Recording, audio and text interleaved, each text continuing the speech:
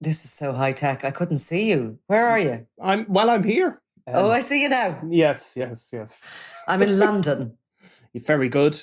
You made it despite what was it? Storm Ophelia or something? And what's it even? Austin or Ashley or somebody. Yeah, it began with an A because it's the first named storm of the season. Oh, very good. Yes, I did. And I was flying into City Airport and just had a thought. So the sentencing of Thomas Bomber Kavanagh and Liam Byrne, of course, and Stuart Kent were on Monday this morning at 10 a.m. And I just thought, I've been so unlucky trying to get into London over the past year, at least, that I'll have to come the day before, because those red eyes and trying to hare your way across the city into the Old Bailey to be there in place for 10 a.m., just not possible.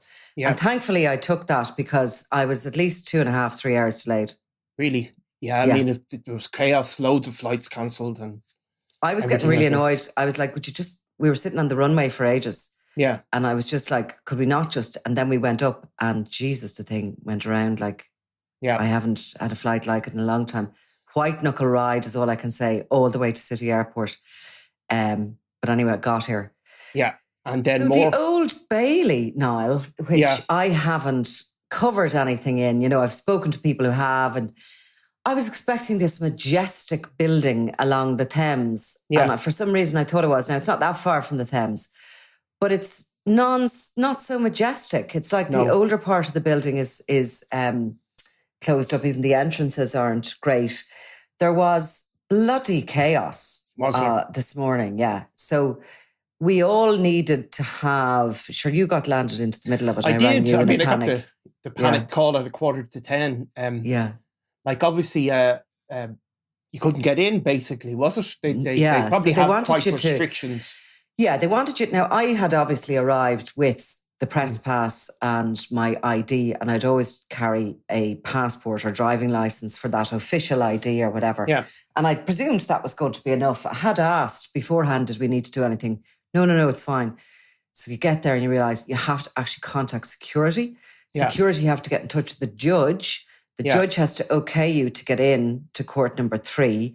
And of course, all the Irish arrived together without this knowledge. So there was certainly myself and Paul Reynolds and Paul Healy. There was another girl there from Virgin Media. It seemed like there was a clatter of us at the door, all trying to kind of bun fight our way in. And is that because it's an organised crime case? Yeah. It is, so they have exactly, because... So what I ended up doing was... throwing my hat at it, to be honest with you. And I thought to myself, well, I can go into the public gallery. I said to the security guy, the public are allowed in, yeah? Oh, yes, he says, yeah. So I went around the side and there's this kind of little side old door and you go in, it's airport security, but you can have no electronics with you. So you can't have your phone, you can't have your AirPods, my watch, all my little knickknacks have to come off, and you have to find somebody to mind them for you because they won't mind them. And so after much ado, I got in there to the public gallery, went upstairs, and there was another big rigmarole about giving the names and all the rest of it. And Thomas Bomber Kavanagh, one of his sons, was outside, just a guy I recognised in the last case. I don't know his name. Obviously, his brother is also before the courts here on November the 1st. He's back, he's extradited, and I think there's a plea, or, he'll plead not guilty or guilty on November the 1st. But so that was it. So we eventually got into the public gallery with one of Kavanagh's sons, and James Byrne, Liam Byrne's brother, was also there in attendance.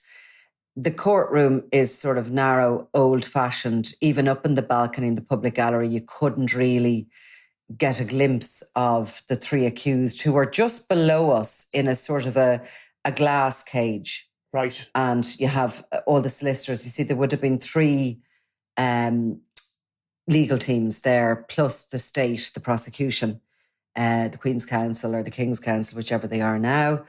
So there were quite a lot of lawyers bundled in, and the court, the biggest part of the court is nearly made up of this sort of glass unit where the accused but stand. Brought in by prison officers. Prison officers, yeah. I mean, it's funny because, like, does that happen in a jury trial, I wonder? Because in Ireland, if somebody is before the courts on a jury trial and they're in custody, they're loath to even show them with prison officers or in cuffs. And even the media, you know, when you were able to photograph them coming in and out of the courts before they came up through the building, basically, you know, it would have been contempt almost to photograph somebody in custody in handcuffs. Yeah, I mean, they definitely try not to give the impression that somebody's in custody, even though it might be heard during proceedings. They obviously do have the glass things in Ireland as well, but it tends to be for mentioning or something like that. But I suppose in this case they've pled guilty and it's before a judge and it was for sentencing, so it's not as if a jury could be influenced by the vision by of that, them, exactly. Yeah, that's what I just wondered. That was court number 3 we were in today, and I wonder are the other courts not as clear that somebody is in custody? So they are all in custody, which was a large part of today's proceedings. So they were brought in. And I must send you a video, Clodagh. Maybe you might be able to use it at some point on this pod. I took it myself this morning. Like, the streets of London were closed down to bring these guys to court. Oh, really? Yeah. Wow. Yeah. Pedestrians were held back, you know, on the roads leading up to the Old Bailey. There was a very heavy armed police presence, and there was about 5 cars bringing the van, escorting the van from Belmarsh Prison in the side gates of the Old Bailey. Yeah. I would imagine the Old Bailey, and it is, I said to you, I was expecting this ancient, majestic building down the Thames. It is an ancient building, obviously. I'm not going to say how old, but it's hundreds of years old. It's one of these buildings that's totally unsuitable, really, for organised crime in any way, shape or form. Yeah. You know, like RCCJ is so Super. beautiful. It's such a beautiful building. It's, you know, it was literally built to purpose nowadays. Bringing these guys through London traffic. Yeah. You know, there's obviously, they're in the highest security, we were told today, in Belmarsh Jail. They're almost held in isolation. And this is my big takeaway. I was going to try and hold back on this, but I'm just so interested to tell you this. Yeah. At one point, one of the lawyers in suggesting that they have a lot going for them. Firstly, that these guns that they were handing up, that at least they weren't used to kill someone, kind of thing. This is the sort of what their counsels are saying to the sentencing. But we were told today in the court that each day Liam Byrne and Thomas Bomber Kavanagh are brought to court, it costs the state here £30,000. Incredible, isn't it? I mean, it is extraordinary. Now, obviously, the Met Police give that bill to the court system, so it's just money slushing around, taxpayers' money slushing around as such. But so that's how much it costs to get them from Belmarsh into the Old Bailey for a day, and it just gives you an idea of the level of security there was here to move them in and out of a courtroom. I suppose it also gives a context of how serious criminals they are regarded as being. So they're obviously, we could say England's such a big place, such a variety of organised crime gangs, but the English must also regard them as being in that very, very top tier. Well, 100%. And even going into the public gallery, and, you know, I could have waited it out and your email would have hit, and I'm sure I would have been given, in actual fact, by the time I came out at lunchtime, there was an email saying, you know, you kind of have access. It's first come, first served. It's a small court. But I was perfectly happy in my public gallery. But to get up there, I had to go through another level of security, apart from going in and having no electronic devices and all the rest of it. I mean, down to my keys have a little alarm on them and I had to hand them over. I couldn't bring them in. There was a battery and something or other. So go upstairs and then you have to give two forms of ID, which is passport plus driving license with your address on it. They were actually looking for a bank statement, which I didn't have with me. All of that had to be taken down, and then you have to wait to go into the public gallery. It was extraordinary. But I said to two of the Met officers, armed Met officers that were patrolling outside, I said, "Is this normal for the Old Bailey?" I said, "You'll have to excuse me. I haven't been here before. I just wonder." And they said, "No, it would only be normal when there's something kind of big organised crime going on." Yeah, and I mean, I think so. There you go. You know, this is where they are, and I think it was at one point said Bomber Kavanagh was regarded as being in the sort of top 10 drug dealing figures in the UK. Yeah, well, I mean, look, the sort of the evidence, we'll call it, that was put to the courts today in sentence hearing is extraordinary in many ways because, yes, they are major figures in organised crime, but what you come away with is the realisation of how bloody disorganised it actually is. Yeah. So, I mean, like we did hear, we've obviously spoken about this many times, but you hear really clearly that it was a kind of a hapless plot, really, was it? Mm-hmm. And they've fallen victim to being, as my teacher used to say, being too smart for your own good. 100%. So basically, if we go back to 2019, the January, and Bomber Kavanagh is arrested at Birmingham Airport, I think. He's on his way to Cancun or his way back from Cancun or something like this. I think he was on his way back. He'd had one of those very snazzy family holidays. And there has been a stun gun, a pink stun gun found at the top of the kitchen cabinets. And he's put into custody and he ultimately gets 3 years for that offence. And while he's in custody, he's arrested in connection with Operation Hornstay, which is to do with drugs and money laundering, okay? So coming up to the next year, he's in custody. He's been questioned in regards to these drugs. He's in jail and he realises he's in big trouble, right? Yeah. He's going to have to plead guilty to this drugs and money laundering. He's facing a really hefty sentence. And he makes a decision that he is going to get some weapons and he's going to hand them over to the National Crime Agency. He's going to play ball, basically. Now, this is a kind of an old trick in many ways. And I think I've heard before that Bomber heard it in the prison from somebody, from some sort of old gangster who had done this before. There was actually a guy who was one of Curtis Warren's rivals, had this really, really elaborate plot, and he did the same thing. Right. Yeah, he actually eventually got caught out on it as well, but it ended up being police were fired and everything. A total and utter setup. So yeah, it is an old plot. Yeah, and I mean the kind of the idea is that if you hand over weapons, the cops will get great kudos from that, and they'll be nice to you at sentence, or they'll do a plea thing or whatever with him. So we're at March 2020 when he's arrested in connection with this drug trafficking. He's goosed. He knows it himself.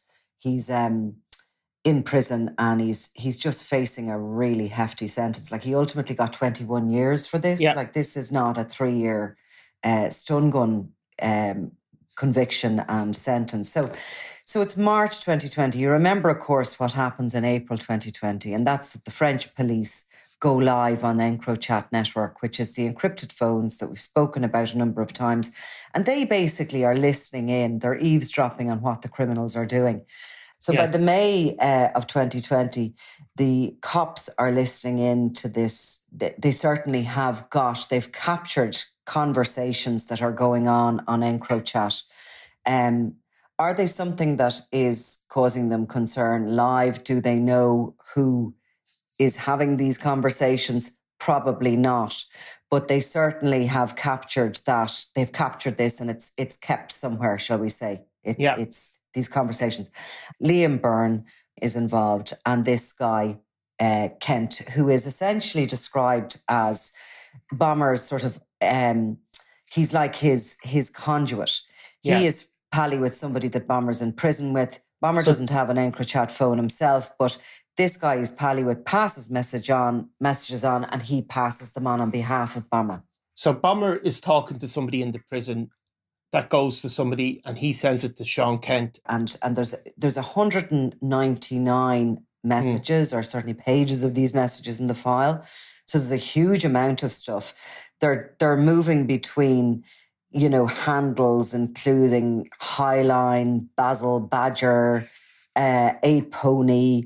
There's all these different handles mentioned. It's very difficult to get exactly who's on who. But the long and the short of it is, because it's quite complex what happens, but over the course of the time captured, the conversations captured, Bomber Kavanagh is going absolutely apeshit behind bars, and he wants these weapons bought and he wants them dumped in Ireland so as he can give the NCA the communication. He wants to call the NCA in, the National Crime Agency, so he can tell them that he's heard about these weapons, hand them over and hopefully get himself a lesser charge. The pressure he's putting on them is quite extraordinary, and you can feel the sort of fear that they all have of him and of his directions. They answer, they do what he tells them to do. He's behind bars, this guy. They're afraid of him and they're subordinate to him.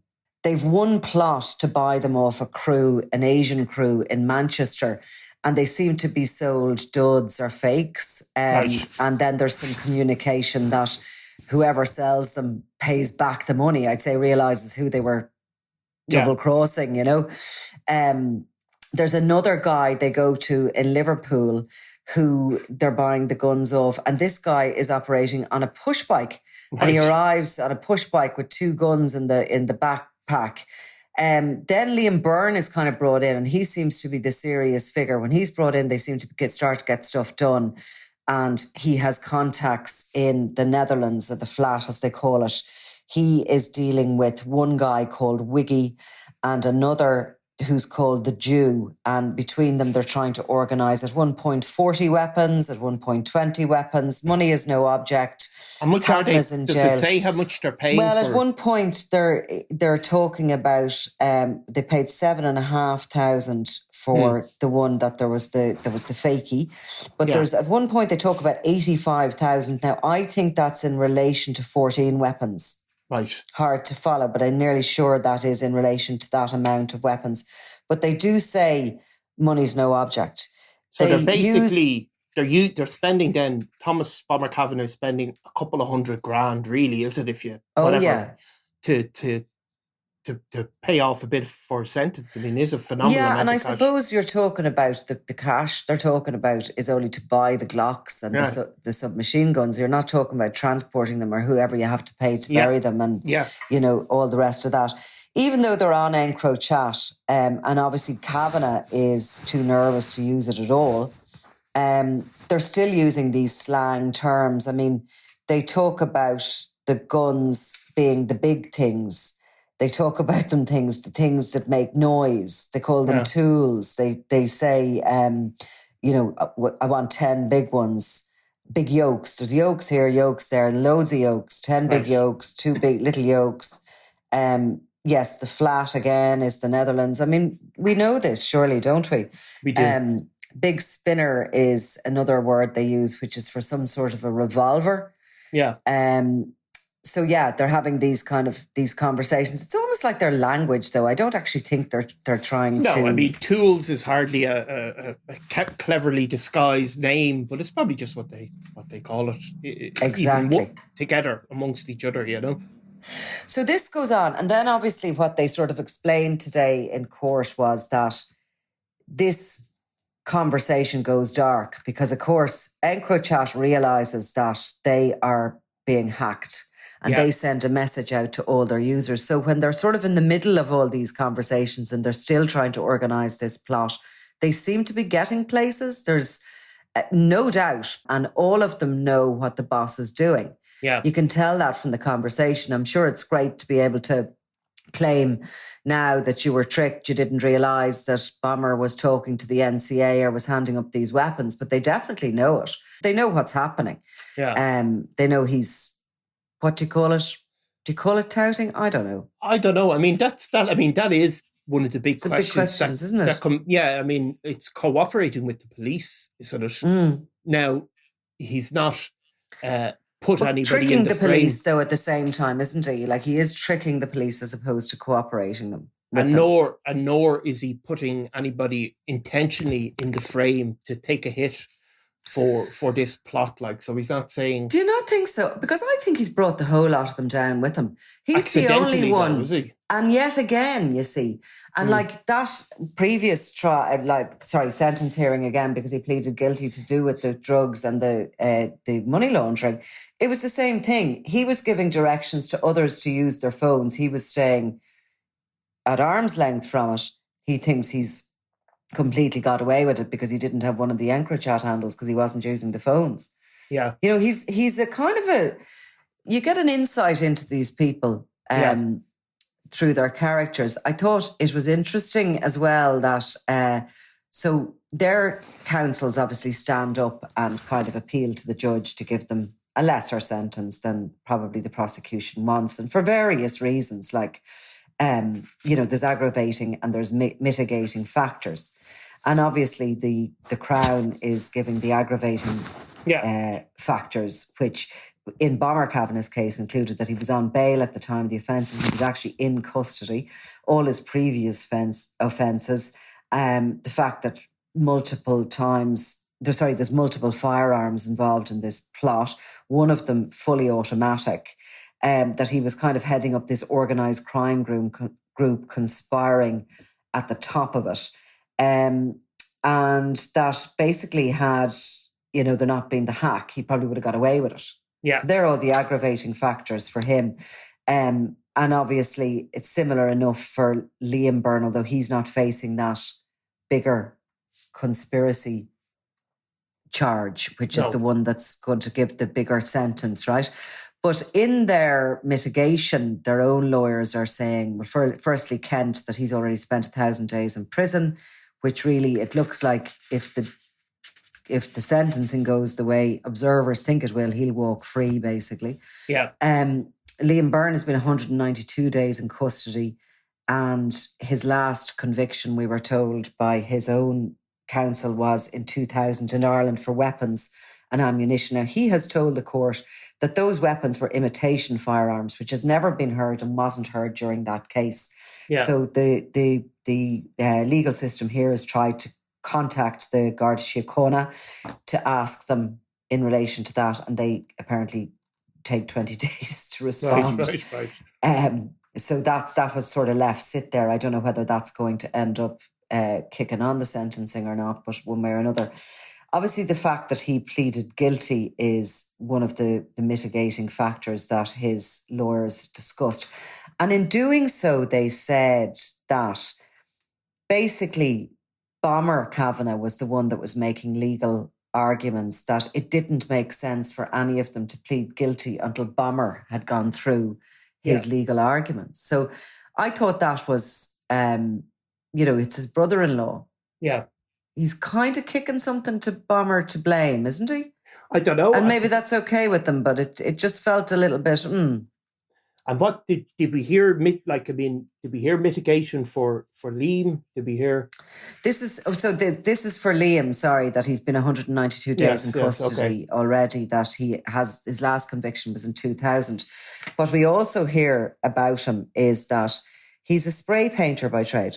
Right. Okay. Yeah. Right. Yeah. And he hasn't been caught up in crime since 2000. That was stated. Yeah, in court. Yep. What about the fact that obviously he was through a criminal assets bureau case? That wasn't mentioned. You see, this is his own lawyers, I suppose, isn't it, who are putting this forward.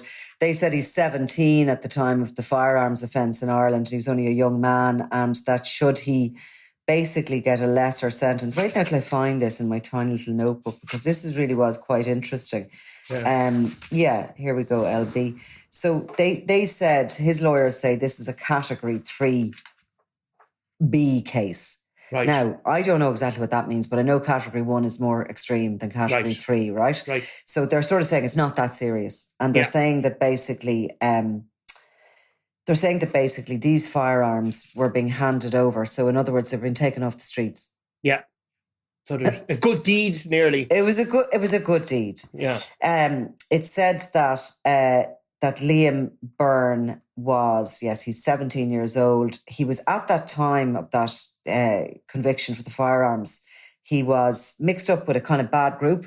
Yeah. Right? That's definitely true. Hanging out with the wrong people. It said his barrister said he's 43 years old and he hasn't offended in all that time since 2000. Yeah. That there's no doubt that the judge actually pointed out, well, there was no doubt that these were extremely dangerous and rather fearsome weapons involved in this. But nonetheless, his barrister said that basically, you know, he had pleaded guilty. He'd saved the state here in the UK a lot of money by doing so.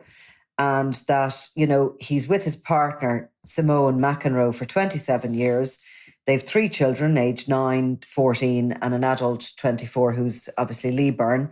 That he's a spray painter by trade, and that he has also been involved in buying and selling cars. Yes, which we also know is also true.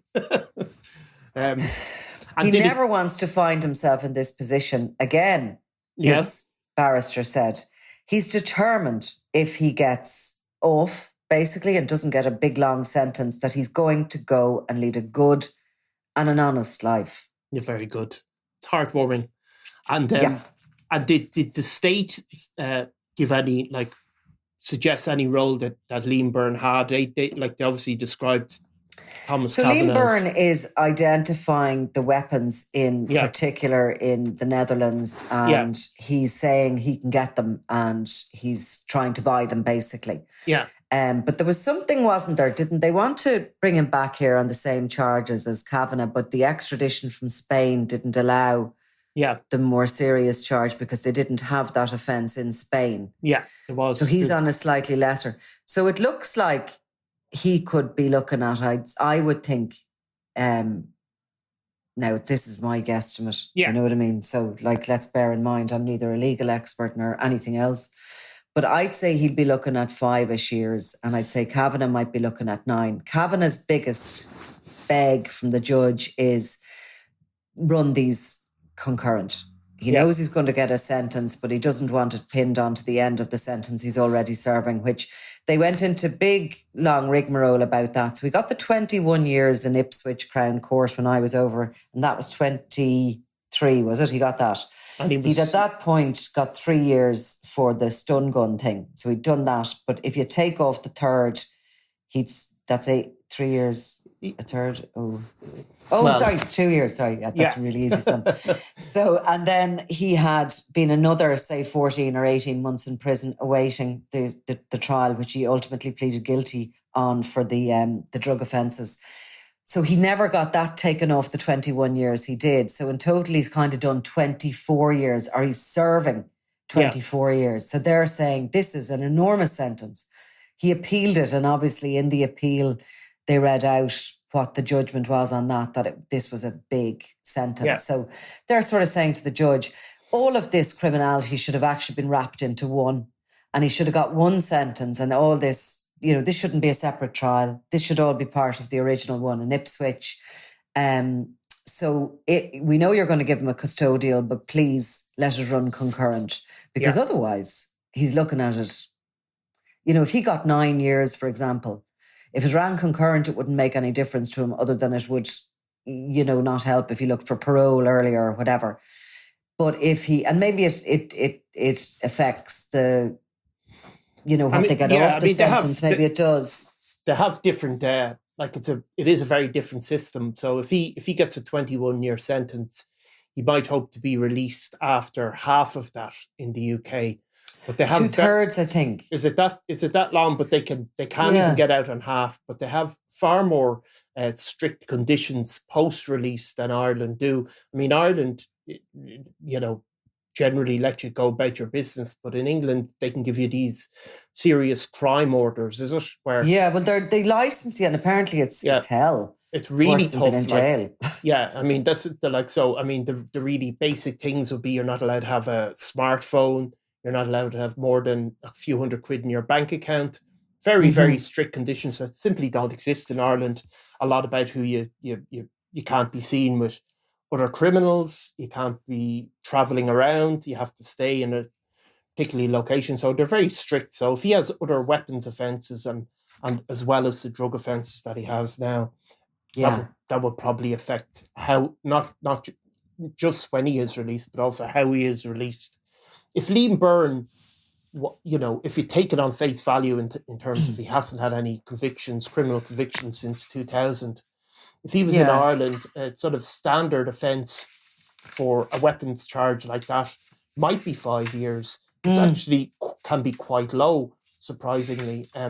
If you consider that there's a mandatory 10-year sentence for serious drug charges, the weapons offences tend to be somewhere between, for possession of a weapon, tends to be somewhere between 5 and 10 years, I think, in this country.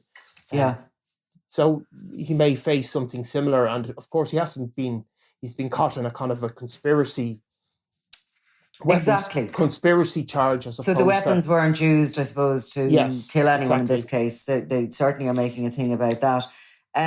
His lawyers, I should have said to you as well, have discussed sort of the harsh conditions he's been held in Belmarsh. Really harsh, they said. And he's only been able to see his wife 4 or 6 times, Simone, and his son Lee has been to see him twice, but he hasn't seen his younger children at all since he's been in jail.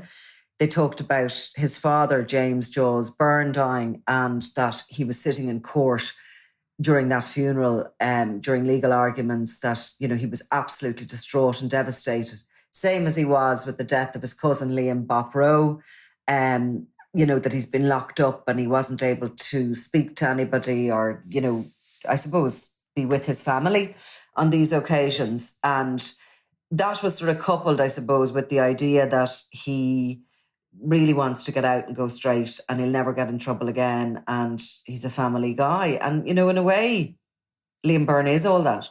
Yeah. In his own head, I suppose, he hasn't been involved in any criminality since 2000. Obviously, he is certainly suspected of being involved in a lot of criminality. And if you even want to stand back and have a look at what sort of has gone on between the groups he's been involved in, obviously, in the courts in Ireland, he's been described as the head of the Byrne organised crime group, a subsidiary of the Kinahan organised crime group.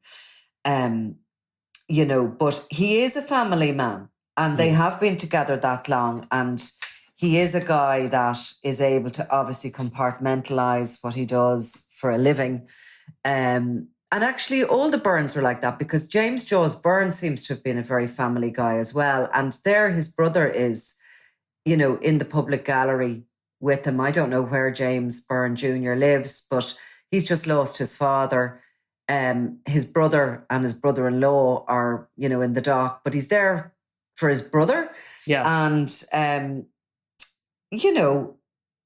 they're human beings as well. They've done all these things. They've pleaded guilty to all these things, but it's tough enough to lose family members like that, I imagine, to be locked up, to not be able to reach out, to comfort your mother. He said in court that he had a really particularly close relationship with his father and with his cousin. And just there's a human being there too, if you know what I mean. Like, of course. And I suppose at moments like that, when you're sitting in a court, it's easy, we can all, I suppose, in a sense, relate where it all falls apart. And, maybe you do sit there and think, I'll never get myself in this position again. Of course, the other I think actually what you said there, you can relate, and maybe that's it. You can't relate to the criminality, but you can relate to the human being who's suffered losses, who has a family, who, you sort of, when they sort of come out with that kind of thing, it reminds you that this is a human being too, and it is, it is what it is. It is. Do you believe, or do I believe that he's? Well, I don't think it's a matter not been involved in. We have a Criminal Assets Bureau case which details exactly what Liam Byrne has done. I mean, it's not been proven in a criminal sense, but it's been proven enough that the state took a huge amount of, like his home and loads of assets, and the case was so strong that he didn't bother going to court to defend it effectively. So it's not so much. It's not simply a matter of opinion. However, there is a distinction between something being proved in a criminal case beyond a reasonable doubt. I suppose you could make that argument, but I don't think it's a matter of opinion what Liam Byrne has been involved in. However, it is no doubt those losses are real, and I think whenever I've seen anybody in the dock, yeah, you do see them differently. You I do, think. and then you see their family there, and yeah, it just so humanizes them that there's somebody there to support them, to have their back. That the brother, and he's lost his other brother, and look, they're both, and Bomber Kavanagh too. Like, his son was sitting beside me, and they're going through the years he's got, the 21 years, and they're trying to make sure his legal team that he doesn't get another 9, 10, 12 hooked onto the end of that. And that's the guy sitting beside me. It's his dad. Yeah. Look, and of course, they have been a close family. However, I suppose as you describe, Bomber putting pressure on people that were close to him, dealing obviously on a high level with weapons of war, really. And just that kind of, that is the other reality. And we know everything else that he's been involved in, like, and he's definitely a very dark character, Bomber Kavanagh, and they're all afraid of him. Yeah, they're all living in fear. You'd wonder what he's like as a family man. Yeah, tough, I imagine. And you do what he says. You have to wonder how people in that underworld view this interaction between Bomber Kavanagh and the police. It is it's a grey area, I have to say. Oh, for sure. I mean, it's not black and white in that. He's not said, John Doe down the road has a load of guns and I'm ratting them up to you. But he has also dealt with the police and ended up putting people in the frame. So, it's a funny one how that'll be received. In another part of the forest, how is it going down about the monk? Well, it is. Well, I had a quick unscientific poll of the Facebook comments on the Sunday World. Now, whether they, they're people. They're the peeps. So what do they say? Well, they are almost universally in favour of Gerry Hutch running for election. They're super impressed. They're going to vote for him. And look, I mean, the reaction. I think we had a reaction there today from I can't even remember what government figure, but a TD going on the record saying we don't want, we've had enough of crime, basically. Oh. The reaction on social media from the public initially is positive. And, I had somebody ring me up and say, how can I volunteer to help him out? You know what I mean? I've had so many smart arses saying I'm going to campaign for him. However, I'm not only going to vote for him, I'm going to help him campaign and all this sort of stuff. People in really significant jobs. So, I mean, look, you have to look at it. I mean, if you put it in this context, and Gerry Hutch may find this comparison odious, but it looks like the Americans are about to elect convicted criminal Donald Trump. So, I don't know if So where's mad? Did you see that thing I sent you there on Sunday? That it was my favourite message of all of them. There's been so many really funny. I love the Irish wit and sense of humour, but it was just somebody remarking, thank God, at last, somebody normal. I know. But I mean, going for the dough. It's been a massive, massive reaction, Waterford Whispers, everybody is getting involved. So it's captured the public imagination. However... Well, listen, do you know what we'll do? Let's talk about it tomorrow. Let's do a podcast on it, have a good chat about it tomorrow. Yeah. And we'll put it out there. And we'll also, because we need to do a Q&A, a Niall and Nicola Q&A. Yeah. Now, I'm going to just pass it over to you to tell them our email address to send in your questions. So it's crimeworld@sundayworld.com. What would we do without Clodagh? What would we all do without Clodagh, listeners, seriously? Because you'd be sending emails, it'd be bouncing back to you and be going... We'd fail miserably on all We would levels. fail miserably. But maybe Clodagh, put it up again on Instagram as well if you want to. Exactly. Put it up actually on Instagram, just if anybody is like me and has that sort of memory of a goldfish thing going on. But we'll do a little Q&A at the end of the week, and I've no doubt there's going to be so many questions in relation to Gerry the Monk Hutch and running for the Dáil and all the rest of it. Gerry the Monk Hutch TD, as we might have. TD, the Monk TD. So we'll talk tomorrow about it, will we? You and I? Yeah, definitely. Yeah. Right. Perfect. Right. And listen, sorry, before we finish. So the judge said he hadn't made his mind up. So he's calling us all back in tomorrow for the sentencing. So that should be relatively brief, should it, you think? Or I would think so, yeah. I would think so. If there's any other matters, he's going to hear them beforehand, and it should be relatively brief. But I'll come on to you as soon as I get done, and we'll have a chat about it. You know, we'll see what happens to them. What's their fate? Good stuff. All right, Niall. All right. Talk to you then. I'm Nicola Tallant, and you're watching Crime World, a podcast about criminals, drugs and the underworld in Ireland and across the globe. Make sure you subscribe to our channel and turn on notifications so you can be the first to watch all our latest episodes. You can also listen wherever you get your podcasts.